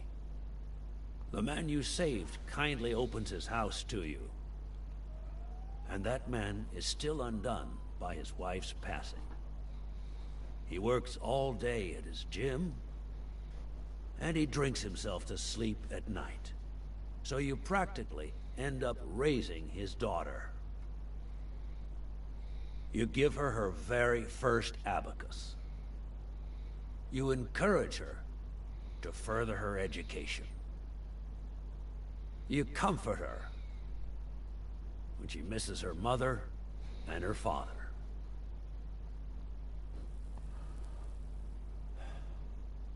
Meanwhile, your sporting career takes off. Life is good.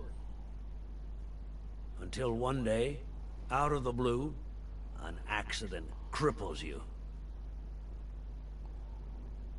An old friend, Mitchell, tells you he knows someone who can help you. A German doctor. His drugs take some time to work, but they do wonders. You manage to walk for short bursts at a time, little by little. And those bursts keep getting longer. But the drugs aren't cheap at all.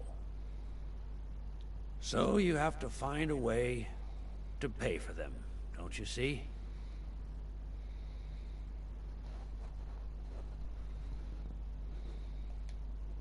So you started by selling drugs to athletes.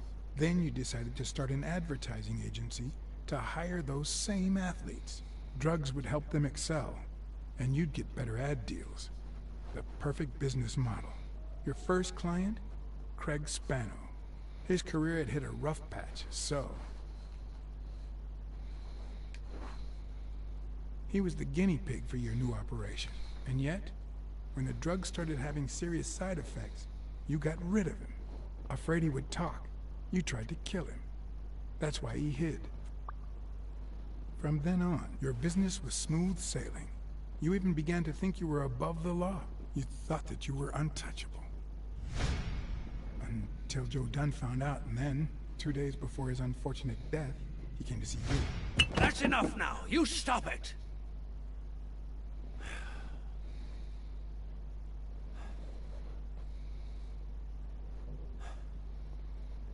Now, I don't know if I'm above the law, but I am sure as hell not beneath it. Do you know how much power I have? The kind of people I eat with every day? I could shoot you right now, and nothing would happen to me. With that gun you keep in your drawer? I'm afraid not. I placed your pistol out of reach, just in case you happen to confirm my suspicions, Ironarm. And now, if you'll excuse me, I have an appointment with the police.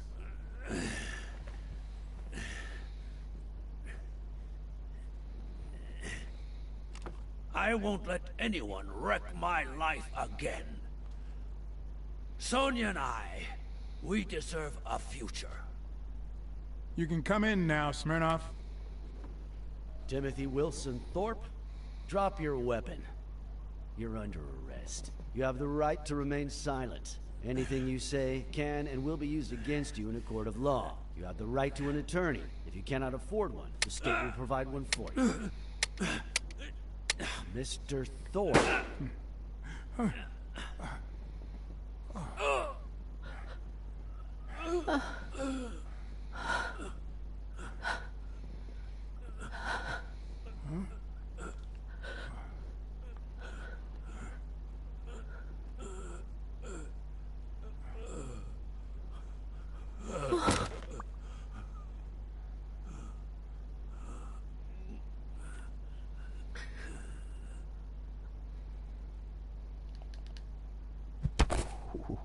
That was close.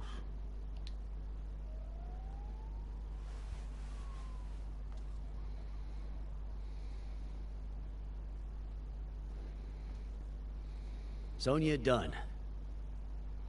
You are under arrest for the death of Timothy Wilson Thorpe. You have the right to remain silent.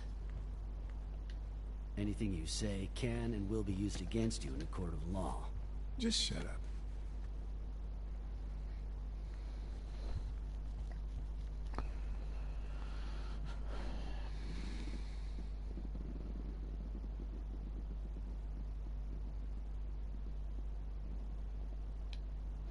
Sonia should never set foot in jail. Blacksad, don't. Put yourself in her place. One of the only two people you love in this world kills the other out of sheer greed. Isn't that enough to drive you mad? No, there's no way this could work. How do we hide this? John? I'll put the bullets back in the gun. Thorpe had me at gunpoint, but I was faster. We're doing the right thing, Chief. John, why do I end up getting my hands dirty every time I'm close to you?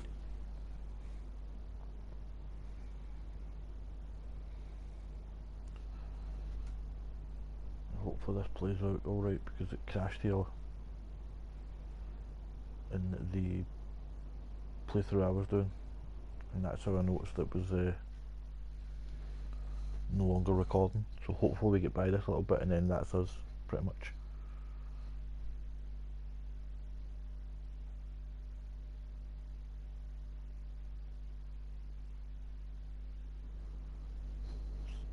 Good stuff.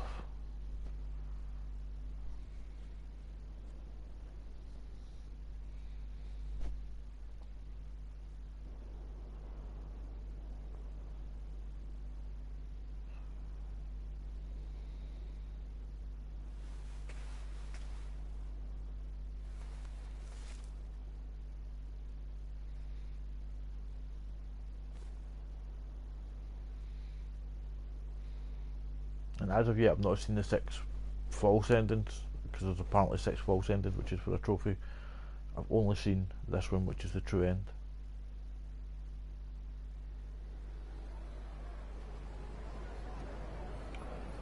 If you're following along and trying to get all the trophies, still After missing the... everything that had happened, I'll give you a minute. the last thing I was interested in was the fight.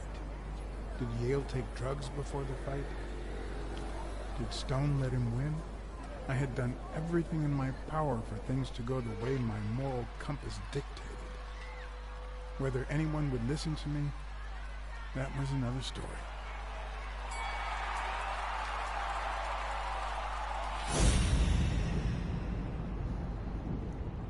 Because no matter what they tell us, our actions don't always determine our future. My moral compass. As if I even knew what that means. I didn't even know what to think of my performance throughout the case. Did I have a clear conscience? Would I have made the same decisions, given the chance? If it wouldn't crash if I made any other decisions, then yeah. So I'll say yeah.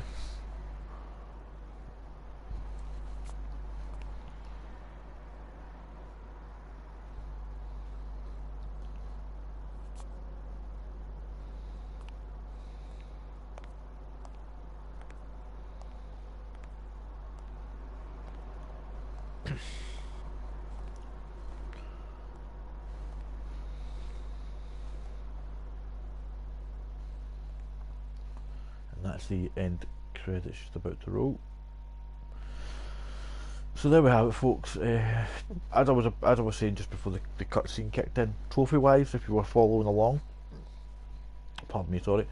Trophy wise, if you were following along, the trophies that I'm missing are the interact with as many books as possible, because I think the only one I'm missing is the last part of the Aveneris books, as I mentioned earlier.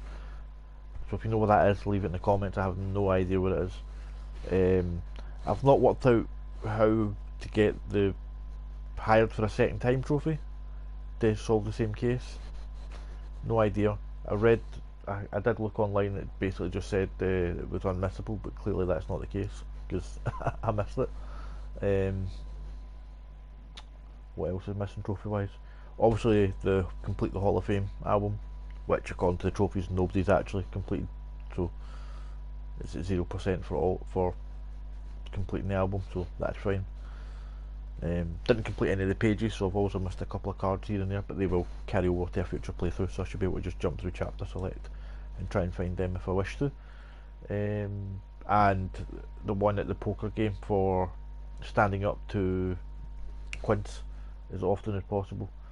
Somehow I didn't get that, and I thought I'd done all the right actions. If you watched the previous installments of this Let's Play, you'll have seen me do that part and thinking I should have got it, but I didn't, which I found was rather strange. But I think that's pretty much it.